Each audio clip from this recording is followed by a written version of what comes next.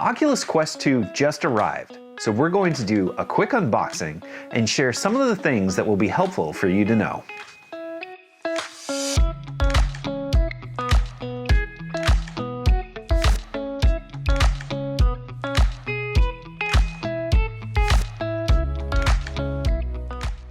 Here we have one of the Quest controllers, and it is tracked via the built-in camera system. So that means that you don't need any additional sensors, cables, or anything like that. It's completely standalone.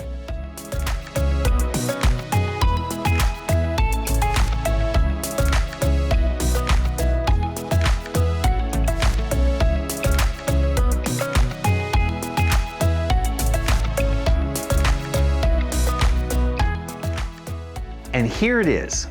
All you have to do is slip it over the back of your head, adjust as necessary, and power it on. Now the cameras here will actually do all the room tracking you need, which means that you don't need any base stations or any cables or wires or even an external PC to power this experience.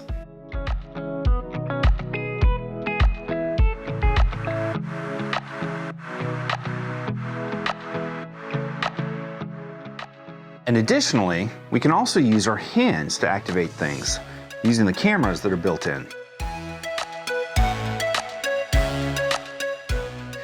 The head strap can be removed and replaced with a number of other options which might give you greater support or comfort, as well as an external battery pack. Additionally, this gasket here, which comes stock with the device, can be replaced as well. And there you go. That's Oculus Quest 2.